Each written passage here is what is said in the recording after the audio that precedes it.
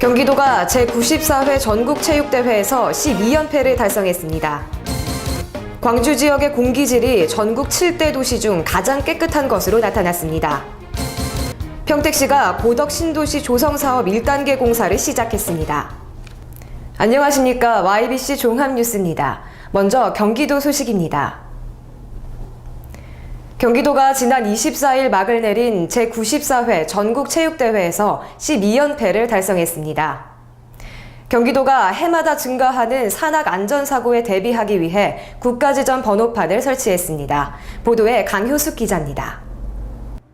경기도는 지난 2002년 제주체전 우승부터 올해까지 12연패 달성으로 올해도 어김없이 체육 웅도임을 전국적으로 과시했습니다.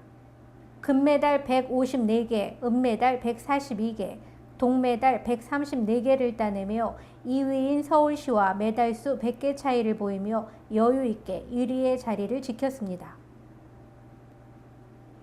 이번 체전에서 특히 경기도는 사이클과 배구, 핸드볼 등에서 두각을 나타냈고 각종 신기록도 양산해냈습니다. 이로써 경기도의 선수들과 지도자, 종목별 임원 등 체육인 모두가 똘똘 뭉쳐 경기 체육의 저력을 다시 한번 보여줬다는 평가를 받았습니다. 각종 대회 신기록과 종합 우승 12연패 달성으로 대한민국 체육의 새 역사를 쓴 경기도는 내년 제주특별자치도에서 펼쳐질 예정인 전국체전에서 13연패 신화 달성을 목표로 하고 있습니다. 등산 인구 1,800만 시대, 건강을 위해 산을 찾는 인구가 급속히 늘면서 산악안전사고도 해마다 증가하고 있습니다. 경기도는 등산객들이 산속에서 길을 잃었을 때 위치 확인이 어려워 구조를 신속하게 받지 못하는 경우를 대비해 국가 지정 번호판 설치에 나섰습니다. 가을철 맞이하여 등산객이 많은데 일부 안지설이 미비하여 등산객이 길을 잃을 경우 사고 노출이 큽니다. 국가 지정 번호판은 국토를 100km 단위로 나누어 문자로 표시하고 그 이하 구간은 10m로 세분화해 보다 정밀한 위치를 표시하고 있습니다. 또한 표지판에 QR코드를 인식하면 응급처치 요령도 알 수 있도록 했습니다. 국가 지정 번호판은 무엇보다 위치를 파악하기 어려운 산행에서 길을 잃었을 때 구조가 늦어져 큰 사고로 이어지는 위험을 막을 수 있는 효과가 있습니다. 등산로에서 크게 이탈하지 마시고 주변의 국가 지정번호 표지판을 이용하셔서 소방서에 신속히 신고를 해주시면 되겠습니다. 경기도는 안성 7연산에 17개 표지판 설치를 시작으로 유관기관과의 협력을 통해 점차 확대해 나갈 계획입니다. 광주광역시 소식입니다. 광주 지역의 미세먼지 농도가 매년 감소해 전국 7대 도시 중 공기질이 가장 깨끗한 것으로 나타났습니다. 광주광역시는 내년 봄 광주 지역 강변의 유채꽃 단지 조성을 위해 광주천, 영산강, 황룡강변 고수부지에 유채 파종을 마쳤습니다. 보도에 정용균 기자입니다. 국립환경과학원의 대기오염 농도 측정 결과 광주 지역의 연평균 미세먼지 농도가 지난 2006년 55 마이크로그램 더 큐빅미터에서 2012년 38 마이크로그램 더 큐빅미터로 매년 감소하고 있는 것으로 나타났으며 2011년 이후 2년 연속 전국 7대 도시 중 가장 낮은 수치를 기록했습니다. 또한 지난 2005년부터 시행해온 오존 예 경보제에서도 최근 2년 동안 오존 경보 발령이 단 한 차례도 없었습니다. 이는 그동안 광주시가 자동차 배출가스를 줄이기 위해 천연가스 자동차 보급사업, 자동차 배출가스 저감사업, 자동차 공회전 제한장치 보급사업 등을 적극적으로 추진해온 결과로 분석됩니다. 광주시는 내년 봄 광주 지역 강변의 유채꽃 단지 조성을 위해 광주천 영산강 황룡강변 고수부지에 유채 파종을 마쳤습니다. 이번 파종으로 조성된 유채꽃길과 꽃단지는 광주천 5.9헥타르, 영산강 14헥타르, 황룡강 0.5헥타르 등 총 20.4헥타르이며 파종된 유채는 내년 4월 초부터 개화해 4월 중순에는 만개할 것으로 보입니다. 이로 인해 광주천에는 예년에 파종한 양동시장에서 영산강 합류부 8km에 양동시장부터 원지교 4km 구간이 추가 파종돼 내년 봄에는 시민들이 총 12km에 달하는 유채꽃길을 즐길 수 있을 것으로 보입니다. 광주에서 YBC 뉴스 정용균입니다. 전라남도 소식입니다. 전라남도 신안에서는 웰빙 식품으로 각광받고 있는 먹는 선인장 천년초 수확이 한창입니다. 푸른 잎줄기마다 자줏빛 열매들이 주렁주렁 매달려 있습니다. 토종 식용 선인장인 천년초입니다. 농민들은 수확철을 맞아 분주합니다. 천년초는 어른 손바닥만한 크기에 20년 넘게 사는 다년생 식물로 영하 20도에서도 얼어 죽지 않을 만큼 기후에 강한 것이 특징입니다. 신안에서는 지난 97년부터 재배를 시작해 대량 생산에 성공했습니다. 해풍을 맞고 황토에서 친환경으로 재배하는데 농약이나 비료 없이 잘 자라기 때문에 특히 생산비가 적게 듭니다. 소득 또한 마늘보다 2배 이상 높아 고소득 작물로 기대를 모으고 있습니다. 천년초는 열매는 물론이고 줄기와 뿌리, 꽃까지 버릴 것이 하나도 없습니다. 차와 액기스 등으로 가공해 판매하고 있는데 건강식품과 화장품, 비누, 천연 염색제 등 쓰임새가 날로 늘고 있습니다. 칼슘과 비타민, 항암 성분 등이 풍부해 회춘푸드라고도 불리는 천년초는 기의 흐름과 혈액순환을 좋게 하고 독을 풀어주며 심장과 위통 개선, 기관지 천식 등의 이로운 약초라고 본초 강목에 기록돼 있습니다. 생명이 강하고 또한 친환경 재배가 가능한 작물입니다. 그래서 이것은 생명이 강하다는 것은 항산화 물질이 많다는 얘기입니다.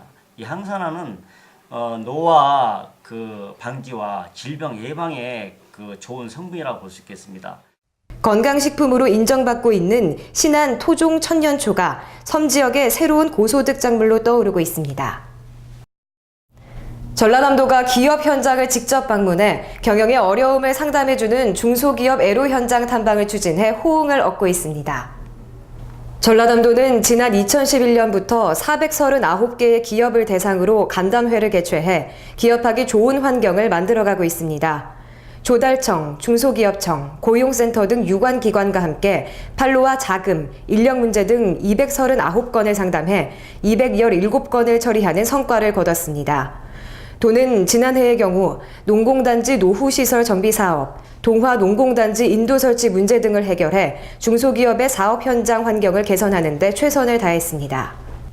경기도 오산시 소식입니다.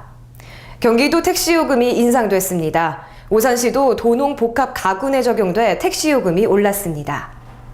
경기도 택시요금 조정 시행에 따라 택시 기본요금이 지난 19일 새벽 4시부터 일반 중형 택시 기준으로 2,300원에서 3,000원으로 인상됐습니다. 이번 택시요금 인상은 지난 2009년 8월 이후 4년 2개월 만입니다. 소비자정책심의위원회의 요금 조정에 따라 경기도 31개 시군이 일괄적으로 적용됐습니다. 오산시는 평택시, 화성시 등 6개 시가 포함된 도농복합 가구내 적용돼 기본요금이 적용되는 2km 이상을 운행할 때 운행거리 기준으로 주행거리에 따라 요금이 적용됩니다. 100원씩 추가되는 주행거리는 83m에서 85m이며 시간은 29초에서 21초로 각각 조정됐습니다. 기존의 택시들이 미터기 수리와 점검, 주행검사를 마치는 15일 동안 택시 승객은 미터기 요금과 환산 조견표에 따라 인상된 요금을 지불해야 하므로 당분간은 이용에 다소 불편이 있을 전망입니다. 오산시는 택시요금 인상에 따라 운수 종사자 처우와 서비스 개선 위반 및 승객에 대한 불친절과 불법 행위에 대해 행정처분과 집중 단속을 실시할 예정입니다. 경기도 평택시 소식입니다. 평택시가 추진 중인 고덕 신도시 조성 사업이 1단계 공사 착공에 들어갔습니다. 제2회 원평나루 억새 노을축제가 지난 27일 성황리에 막을 내렸습니다. 보도에 홍승화 기자입니다. 평택시 서정동 및 장당동, 고덕면 일대 총 526만 평에 조성되고 5만 4,499세대가 들어서는 고덕 신도시는 3단계로 구분돼 단계별로 개발됩니다. 2017년 말 완공을 목표로 하고 있는 1단계 사업은 서정리 역세권을 중심으로 삼성산단과 연계 기능을 강화하고 신도시 인지도 개선을 위해 국도 연결, 고속도로 인터체인지, 내부 간선도로망 등 주요 간선 교통망이 우선 구축됩니다.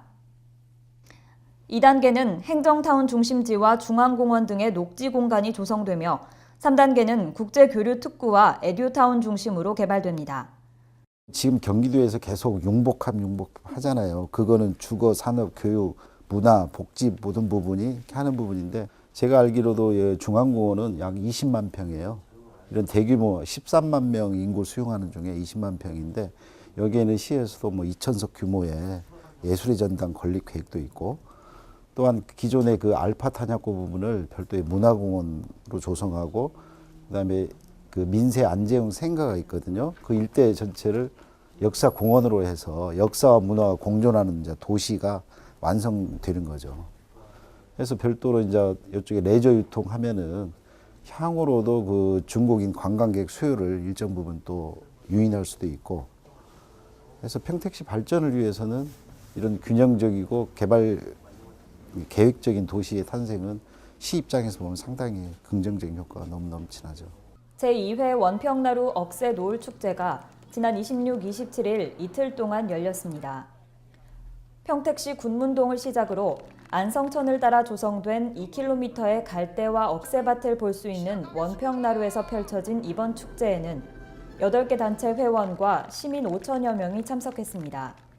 이번 축제에서는 평택농악 공연에 이어 청소년 국악 관현악단 연주와 시민이 함께 참여하는 노래자랑 및 초청 가수의 축하 공연이 열려 시민들에게 가을 정취를 선사했습니다. 억새가 저렇게 아름답게 이렇게 잘 피어 있습니다. 저건 뭐 무궁한 우리 시 앞으로의 자랑이 되고 전통이 될 텐데 또 아까 말씀도 계셨지만은 노을도 여기서 바라보는 이제 노을이 아주 아름다워서 그냥 동요까지 나왔습니다. 한편 원평나루는 이곳을 배경으로 한 동요 노을이 1984년 MBC 어린이 창작 동요제에서 대상을 수상하면서 알려졌습니다. 경기도 안성시 소식입니다. 안성시 칠장사에서 해소국사의 청빈한 삶과 그동안 실천한 나눔의 소통을 돌이켜보기 위한 행사가 마련됐습니다. 안성 칠장사가 주관하는 해소국사 임모광후, 추모 다리의 괴불제 및 희망 나눔음악회가 지난 26일 칠장사에서 개최됐습니다. 이날 다리의 재봉행은 영산회 보존회 스님들에 의해 거행되는 세계 유네스코 국가중요무형문화재 제50호 범패의식으로 막을 열었으며 3기 의례와 반야심경 봉독을 시작으로 나눔 장학금과 감사패 전달 버버 헌다 및 헌화 종사영반 합동 천도제 순으로 진행됐습니다. 오후 7시부터는 김의명 음악감독의 지휘로 바이올린 김경아 이유민, 해금 성희신, 소프라노 정행스님, 가야금 김태욱 군 등 니르바나 챔버 오케스트라와 함께 희망과 나눔을 주제로 협연이 펼쳐졌습니다. 시 관계자는 해소국사 임모광후 추모 다리의 괴불제 및 희망 나눔음악회는 종교를 초월해 우리 안성 역사와 문화를 사랑하고 즐기는 사람들의 축제가 됐다고 말했습니다. 사단법인 경기도 시각장애인 연합회 안성시지회가 흰 지팡이의 날과 제87회 점자의 날 기념 행사를 개최했습니다. 시각장애인의 복지 향상과 사회인식 개선을 위해 마련된 이번 행사에는 시각장애인 및 가족, 시군지 회장, 자원봉사자 등 250여 명이 참석한 가운데 열렸습니다. 이날 흰지팡이 헌장 낭독을 통해 시각장애인의 권리를 되새기고 시각장애인의 복지 향상을 위해 앞장선 7명에게 표창패와 감사패를 수여했습니다. 황은성 안성시장은 흰 지팡이의 날을 맞아 장애인과 비장애인이 소외와 차별, 편견이 없는 함께하는 사회를 만드는데 우리 모두 힘써주길 부탁한다며 모든 장애인이 자립과 성취를 위해 더욱더 노력하고 매진할 것을 약속했습니다. 이상으로 YBC 종합뉴스를 마치겠습니다. 시청해주신 여러분 고맙습니다.